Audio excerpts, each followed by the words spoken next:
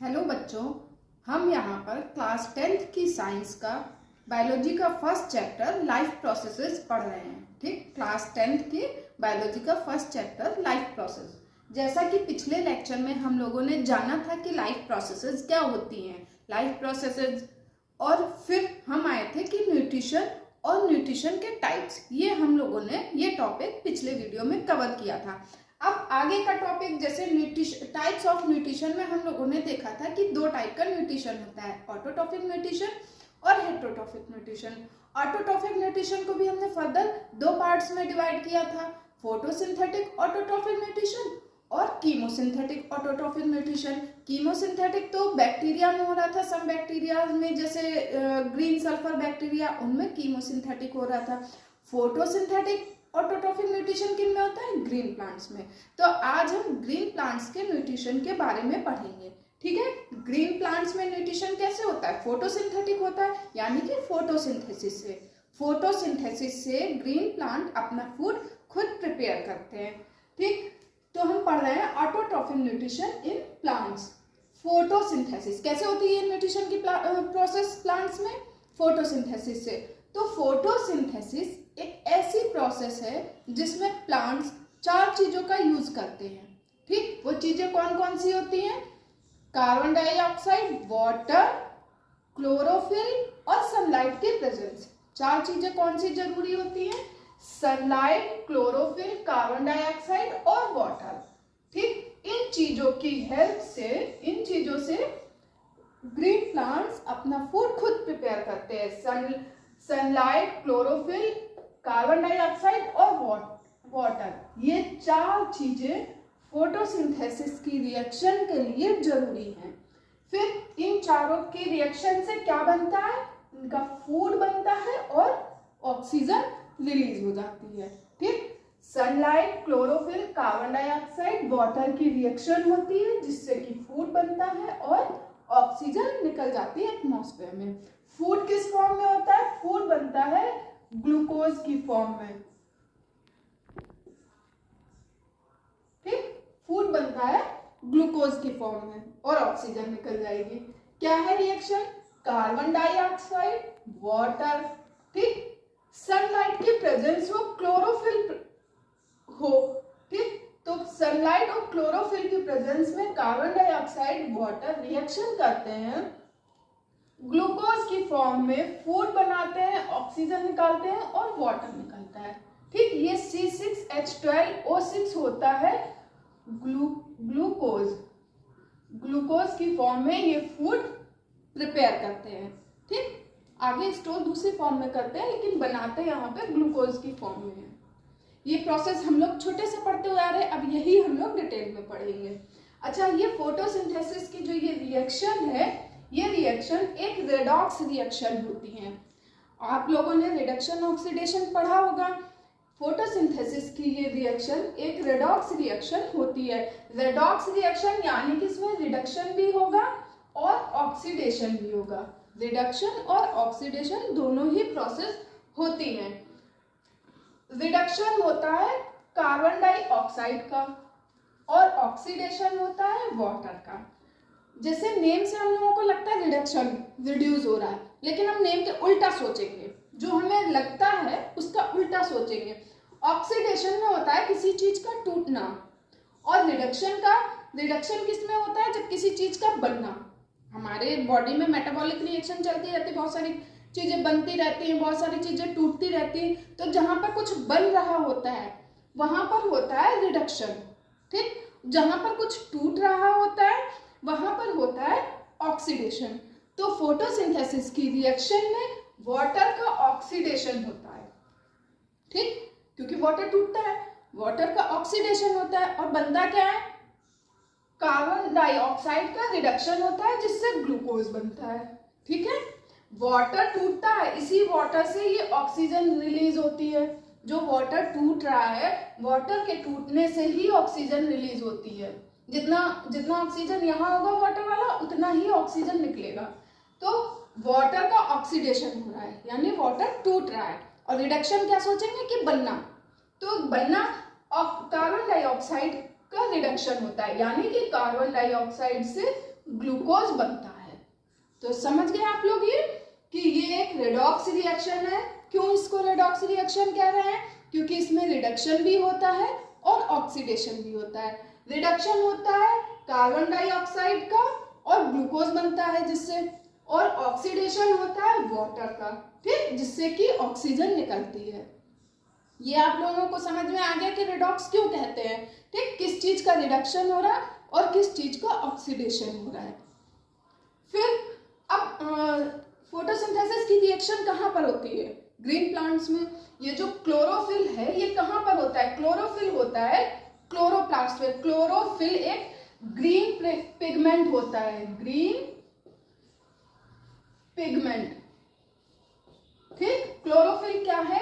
एक green colour का pigment होता है जो क्लोरोप्लास्ट में मिलता है।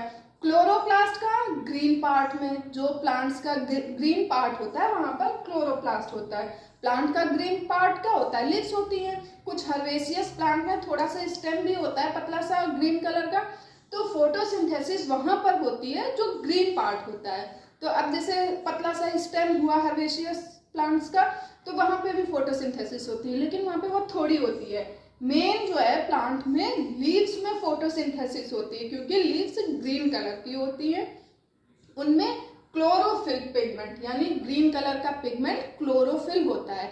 तो हमारा पूरा फोकस लीफ के ऊपर ही रहता है। हम स्टेम में नहीं पढ़ते हैं, हम लीफ के बारे में पढ़ते हैं। लीफ में फोटोसिंथेसिस होता है, ठीक। अब लीफ में फोटोसिंथेसिस कैसे हो रहा है, क्या इसकी आगे की डिटेल है, उसको जानने से पहले हमारे एनसीईआरटी में एक लीफ की स्ट्रक्चर दी गई है। पहले हम लीफ की स्ट्रक्चर देखेंगे कि ये लीफ कैसी होती है। तो देखिए ये एक लीफ है, ये एक लीफ है। जैसे आप देखिए ये एक लीफ है, ठीक, ऐसे ये लीफ है। अब इस लीफ का जो ये पूरा पार्ट होता है इसको हम लेमिना या लीफ ब्लेड कहते हैं। ये जो पूरा पार्ट है लीफ का इसको लेमिना या लीफ ब्लेड कहते हैं, ठीक। ये लेमिना या लीफ ब्लेड है। फिर इसमें बीच में दिया होता है मिड रिब। मिड का मतलब मिडिल।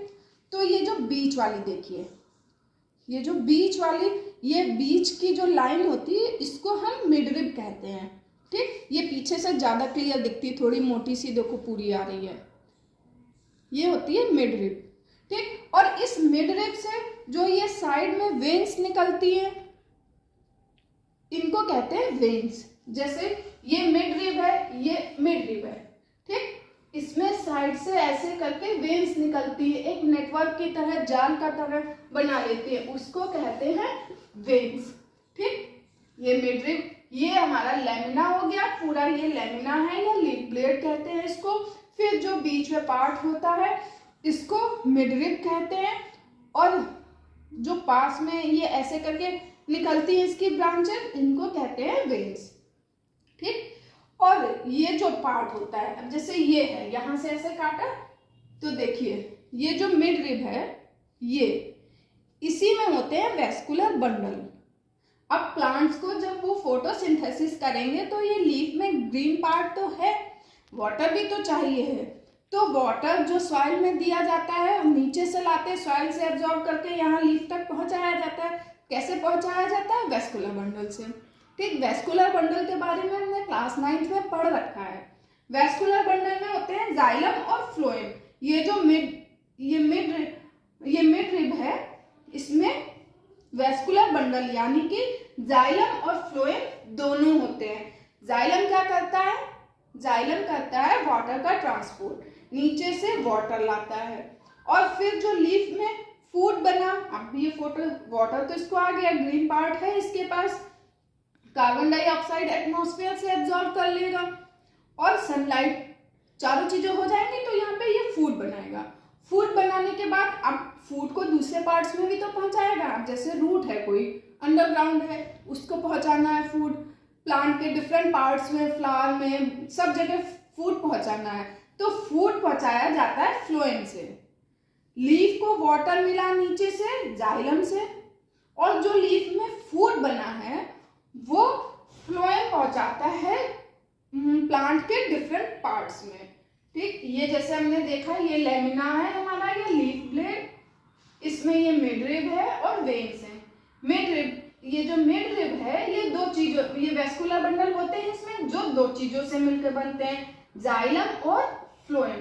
जाइलम वाटर ट्रांसपोर्ट करता है, यानी से नीचे से वाटर लाता है सब पार्ट से लीफ में, ठीक। और जो लीफ में फिर फूड बना फोटोसिंथेसिस के बाद, उस फूड को फ्लोएम जो है फूड का ट्रांसपोर्ट करता है सारे पार्ट्स में। जैसे यहाँ पे मान लो बना फूड, तो ये फूड वेन से मिडरिब में आएगा, मिडरिब से प्लांट के बाकी सभी पार्ट्स में जाता है। तो ये लीफ की स्ट्रक्चर समझ गए आप लोग, जो ऊपर से ऐसे दिखती है। अगर हम इसका टीएस काटते हैं यानी ट्रांसवर्स सेक्शन, तो इस तरह की स्ट्रक्चर, ये डायग्राम भी हमारी एनसीईआरटी में दिया गया है। कैसे, जैसे अभी ये लीफ है किसी भी चीज के, जैसे ये पहले मेरा हाथ है, ठीक, तो इसकी अपर एपिडर्मिस होती है, जो ऊपरी लेयर होती है उसको हम अपर एपिडर्मिस कहते हैं, और जो नीचे की लेयर होती है, जो लास्ट वाली नीचे की होती है, उसको लोअर एपिडर्मिस कहेंगे, ठीक। अपर एपिडर्मिस यानी कि आउटर मोस्ट कवरिंग, जैसे हमारी बॉडी की, हमारे हैंड की आउटर मोस्ट कवरिंग ये स्किन होती है, ऐसे अपर जो अपर मोस्ट लेयर होती है उसको हम अपर एपिडर्मिस कहते हैं, ठीक। और जो अंदर की सबसे नीचे वाली लेयर होती है उसको लोअर एपिडर्मिस। ये लीफ है, ये इसकी अपर एपिडर्मिस है और ये इसकी लोअर एपिडर्मिस, ठीक। ऊपर वाली अपर एपिडर्मिस और नीचे वाली लोअर एपिडर्मिस, ये समझ गए। अब इसी को जब हम ऐसे कट करेंगे तो अपर एपिडर्मिस और लोअर एपिडर्मिस, इसके बीच में काफी सारी सेल्स होंगी, बहुत सारी चीजें होंगी। अपर एपिडर्मिस और लोअर एपिडर्मिस के बीच में काफी सारी चीजें होंगी। तो वो क्या होता है, जैसे ये है, हमने टीएस लिया, तो ये वाला जो सेल्स होती हैं ये हो गई हमारी अपर एपिडर्मिस, ठीक। सबसे नीचे वाली हो गई लोअर एपिडर्मिस, ये हो गई lower epidermis. Upper epidermis, lower epidermis, इन दोनों के बीच में जो पार्ट होता है वो होती है मीजोफिल सेल्स। क्या होता है, मीजोफिल सेल्स। ये अपर एपिडर्मिस है, ये लोअर एपिडर्मिस है, इसके बीच में ये जितना जो पार्ट होता है, जो भी पार्ट होता है उसको मीजोफिल्स कहते हैं। मीजोफिल सेल्स भी फिर दो टाइप से हम इनको डिवाइड कर सकते हैं कि देखो इस पूरे जो ये बीच का पोर्शन है इसमें हमें दो, अपर एपिडर्मिस छोड़ दो, लोअर एपिडर्मिस छोड़ दो, जो ये बीच का इतना पोर्शन है इसमें हमको दो तरह की सेल्स दिख रही हैं। एक तो थोड़ी सी इलोंगेटेड ऐसे दिख रही है ना, ये थोड़ी इलोंगेटेड दिख रही है, और एक ओवल दिख रही हैं, दो तरह की दिख रही।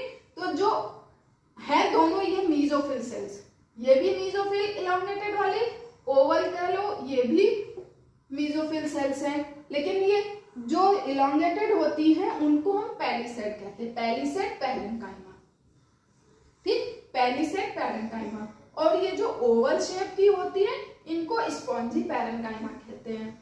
अगर आप अलग अलग ना याद रखिए तो आप केवल इसको मीजोफिल, इसको एक साथ मिलाकर मीजोफिल्स भी कह सकते हैं, मीजोफिल है। मीजोफिल में ही हम देखें कि हमें दो तरह की दिख रही है, तो वो कौन कौन सी है, इलोंगेटेड वाली पैलिसेड, और जो ओवल शेप की होती है वो स्पॉन्जी पैरेन्काइमा, ठीक। ये पैलिसेड इलोंगेटेड होती है, स्पॉन्जी ओवल शेप होती है। और इनमें देखो ये इलोंगेटेड वाली जो है इन्हीं में ये गोल गोल स्ट्रक्चर होते हैं। ये जो गोल गोल स्ट्रक्चर होते हैं ये क्लोरोप्लास्ट होते हैं। इलोंगेटेड सेल्स में जो गोल गोल स्ट्रक्चर होते हैं इस तरह के, ये क्लोरोप्लास्ट होते हैं, ठीक। ऐसे ही जो स्फेरिकल या ओवल शेप की हैं इनमें भी साइड में ऐसे करके क्लोरोप्लास्ट लगे रहते हैं, ठीक। इलोंगेटेड और जो पैलिसेड और स्पॉन्जी हैं इन दोनों में ही ये देखो क्लोरोप्लास्ट अरेंज रहते हैं। एक एक में 15-20 भी हो सकते हैं, इससे ज्यादा भी हो सकते हैं, ठीक, 20 से 40 तक हो सकते हैं। बाकी हम देख सकते हैं कि अपर एपिडर्मिस में क्लोरोप्लास्ट नहीं है, लोअर एपिडर्मिस में देखो तो क्लोरोप्लास्ट नहीं है। कहाँ पर होते हैं, जैसे लीफ की अपर एपिडर्मिस में क्लोरोप्लास्ट नहीं होते हैं, अपर एपिडर्मिस में क्लोरोप्लास्ट नहीं होते। कहाँ होते? बीच के पोर्शन में। अपर एपिडर्मिस, लोअर एपिडर्मिस दोनों के बीच का जो पोर्शन होता है क्लोरोप्लास्ट वहां पर होता है। बीच का पोर्शन क्या होता है? मीजोफिल सेल्स का। तो मीजोफिल सेल्स में क्लोरोप्लास्ट होते हैं। मीजोफिल सेल्स चाहे वो पेलिसेड टाइप की हो या स्पॉन्जी टाइप की, दोनों में ही क्लोरोप्लास्ट होता है। और क्लोरोप्लास्ट में क्या होता है? क्लोरोफिल होता है। क्लोरोफिल ही फोटोसिंथेसिस के लिए जरूरी होता है, ठीक। और ये जो स्पेस दिख रहा है ये होता है, जैसे ये स्पेस है, ये है, ये होता है एयर सैक और ये होते हैं गार्ड सेल। ये जो ये दिख रहे हैं ये है गार्ड सेल। ये अपर एपिडर्मिस, ये लोअर एपिडर्मिस, ये बीच का पोर्शन मीजोफिल सेल्स का, और लोअर एपिडर्मिस में होल जैसे स्ट्रक्चर होते हैं, पोर्स, उनको मतलब ये गार्ड सेल है। अब गार्ड सेल क्या होते हैं वो डिटेल में हम आगे पढ़ेंगे, ठीक। जब स्टोमेटा की स्ट्रक्चर पढ़ेंगे उसमें हम गार्ड सेल्स के बारे में पढ़ेंगे, ठीक। तो ये हमारा हो गया कि लीफ की स्ट्रक्चर का हो। तो अब हम फोटोसिंथेसिस को थोड़ा डिटेल में पढ़ेंगे, ठीक। Photosynthesis convert solar energy into chemical energy. Solar energy into chemical energy. Sunlight, solar energy क्या होती है? सनलाइट। और केमिकल एनर्जी में वो चेंज हो रही है। जो सनलाइट है वो केमिकल एनर्जी में चेंज हो रही है एटीपी की फॉर्म में। कैसे देखते हैं? माना जैसे ऐसे करके ये कोई लीफ है, इस पर ये सन है, ठीक। सनलाइट पड़ रही है ग्रीन पार्ट पे, ग्रीन कलर की लीफ पर सनलाइट पड़ती है, तो जो ग्रीन कलर की लीफ है वो सनलाइट को एब्जॉर्ब करेगी और एब्जॉर्ब करके वाटर को स्प्लिट कर देती। यानी कि वाटर को जब लाइट पड़ी तो हाइड्रोजन और ऑक्सीजन दोनों में अलग अलग स्प्लिट कर देती है, ठीक। फर्स्ट स्टेप ये हो गया। सेकेंड होता है जो अब वाटर स्प्लिट हो गया, लाइट एनर्जी एब्जॉर्ब कर ली, फिर लाइट एनर्जी को केमिकल एनर्जी में चेंज कर दिया जाता है, ठीक। सनलाइट जो इस पर पड़ी थी उसको केमिकल एनर्जी में एटीपी की फॉर्म में चेंज किया जाता है, ठीक। हम प्लांट्स में या किसी में भी एनर्जी एटीपी की फॉर्म में रहती है, केमिकल एनर्जी को एटीपी की फॉर्म में चेंज कर दिया जाता है। एटीपी की फुल फॉर्म क्या होती है? Adenosine triphosphate. इनको एनर्जी कॉइंस भी कहते हैं, ठीक। तो कौन से स्टेप हुए? जो सोलर एनर्जी, हमारी सोलर एनर्जी केमिकल एनर्जी में चेंज हो रही है वो हम यहाँ पर देख सकते हैं कि ग्रीन लीफ पर सनलाइट पड़ती है तो वो लाइट एब्जॉर्ब करके वाटर को स्प्लिट कर देती है, फिर लाइट एनर्जी केमिकल एनर्जी में चेंज हो जाती है। उसके बाद जो है फोटोसिंथेसिस की प्रोसेस होती है, ठीक। इसको हम दो पार्ट में डिवाइड कर सकते हैं। फोटोसिंथेसिस की प्रोसेस को लाइट रिएक्शन और डार्क रिएक्शन में, मतलब सनलाइट की प्रेजेंस की जो जरूरत होती है उस जरूरत के बेस पर हम इसको दो पार्ट में डिवाइड कर लेते हैं, लाइट रिएक्शन और डार्क रिएक्शन, ठीक। तो फोटोसिंथेसिस की प्रोसेस के ऐसे स्टेप जिनके लिए सनलाइट मस्ट होती है तो उनको जो है लाइट रिएक्शन कहते हैं, ठीक। इन स्टेप के लिए सनलाइट जो है वो कंपलसरी है, अगर नहीं है तो ये स्टेप नहीं हो पाएंगे, ठीक। डार्क रिएक्शन जो होते हैं कि इनके होने के लिए सनलाइट की जरूरत नहीं होती है, ये लाइट में भी हो जाते हैं और डार्क में भी। सनलाइट के प्रेजेंस या अब्सेंस से इनके ऊपर कोई फर्क नहीं पड़ता है, ये सनलाइट की प्रेजेंस में भी हो जाएगी और अब्सेंस में भी, ठीक। तो those steps of photosynthesis which occurs in the presence of light, तो ऐसे स्टेप्स लाइट रिएक्शन में आ जाते हैं। और जो लाइट और डार्क दोनों में होते हैं, जिन पर सनलाइट की प्रेजेंस या अब्सेंस का कोई फर्क नहीं पड़ता, उनको हम डार्क रिएक्शन कहते हैं। Occurs in both light and dark, ठीक। कुछ स्टेप जैसे लाइट रिएक्शन के हो गए लाइट में, फिर आगे की प्रोसेस खुद हो जाती है डार्क रिएक्शन में, उसके लिए लाइट कंपलसरी नहीं होती है। तो लाइट रिएक्शन में क्या स्टेप होते हैं? फर्स्ट तो होता है absorption of light. First step क्या होता है? लाइट रिएक्शन का फर्स्ट स्टेप होता है एब्जॉर्प्शन ऑफ लाइट। जैसे कोई लीफ है, लीफ पर सनलाइट पड़ी तो वो उसको एब्जॉर्ब करेगी, ये हो गया फर्स्ट स्टेप। सेकेंड क्या होता है कि जैसे हमने यहाँ पर देखा कि जब लाइट एब्जॉर्ब कर ली तो जो लीफ में वाटर है उसकी स्प्लिटिंग होती है हाइड्रोजन और ऑक्सीजन की फॉर्म में, ठीक। तो ये हो जाता है second step, splitting of water molecule into hydrogen and oxygen. ठीक, जब वाटर का हाइड्रोजन और ऑक्सीजन में स्प्लिटिंग हो गई, फिर थर्ड स्टेप होता है फॉर्मेशन ऑफ एटीपी, यानी कि लाइट एनर्जी जो है केमिकल एनर्जी में चेंज हो रही है। लाइट रिएक्शन के कौन से 3 प्रोसेस हुए? लीफ ने लाइट एब्जॉर्ब की, वाटर की स्प्लिटिंग हुई और सोलर एनर्जी केमिकल एनर्जी में चेंज होके एटीपी की फॉर्म में आ गई। ये हो गया लाइट रिएक्शन। ठीक, अब हमारे यहाँ पे एटीपी बन गया, तो एटीपी की हेल्प से इन आगे जो है ग्लूकोज का फॉर्मेशन होता है, यानी कि फूड सिंथेसिस। ये जो थर्ड प्रोसेस है ये डार्क रिएक्शन कहलाता है।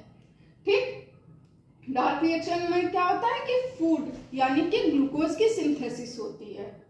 इसी प्रोसेस को हम स्टेप वाइज कैसे पढ़ सकते हैं, ये मोस्ट इंपॉर्टेंट पॉइंट है। स्टेप्स ऑफ फोटोसिंथेसिस, यानी कि प्लांट्स में जो फूड बनाने की प्रोसेस हो रही है वो किन स्टेप में होती है। तो सबसे पहला स्टेप होता है कि absorption of light energy by chlorophyll, यानी कि जो ग्रीन लीफ है उसके अंदर क्लोरोप्लास्ट है और उसमें क्लोरोफिल है, क्लोरोफिल पिगमेंट।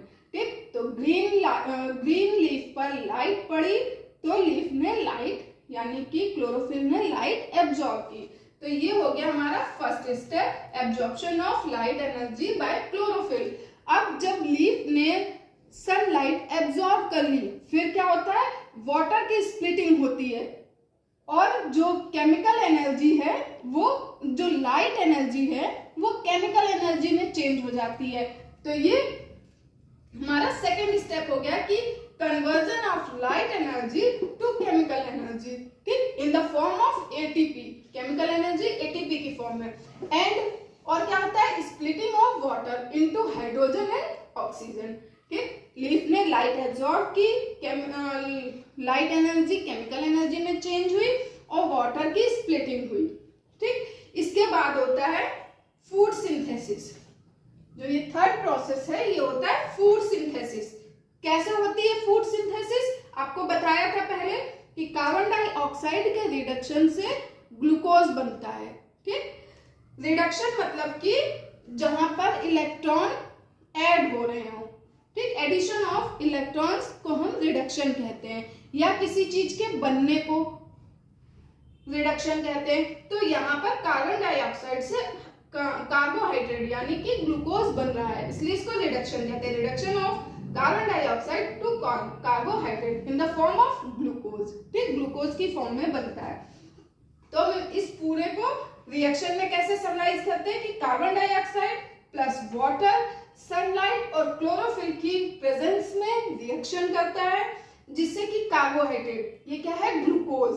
ठीक, कार्बोहाइड्रेट के फॉर्म में ग्लूकोज बनता है और ऑक्सीजन निकलती है, एटमॉस्फेयर में ऑक्सीजन निकल जाती है और वाटर बनता है। जैसे इस प्रोसेस में जब ये फूड सिंथेसिस होती है, वाटर की स्प्लिटिंग होती है, तो यहाँ पे ऑक्सीजन एटमॉस्फेयर में रिलीज कर दी जाती है।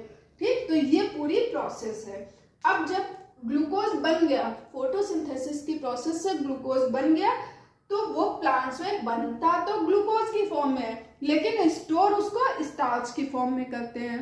ग्लूकोज की फॉर्म में बन गया और स्टार्च की फॉर्म में स्टोर कर लिया जाता है। जैसे प्लांट में स्टार्च की फॉर्म में स्टोर करते हैं, ऐसे ही एनिमल में ग्लाइकोजन की फॉर्म में स्टोर किया जाता है। ठीक, तो ये फोटोसिंथेसिस हो गई, यानी कि लीफ पर सनलाइट पड़ी, लीफ ने क्लोरोफिल ने सनलाइट एब्जॉर्ब की, जो वाटर मॉलिक्यूल था उसकी स्प्लिटिंग हुई, हाइड्रोजन और ऑक्सीजन बना, ऑक्सीजन एटमॉस्फेयर में रिलीज कर दी गई, फिर केमिकल सोलर एनर्जी जो एब्जॉर्ब की गई थी उसको केमिकल एनर्जी में चेंज किया जाता है और एटीपी बनते हैं।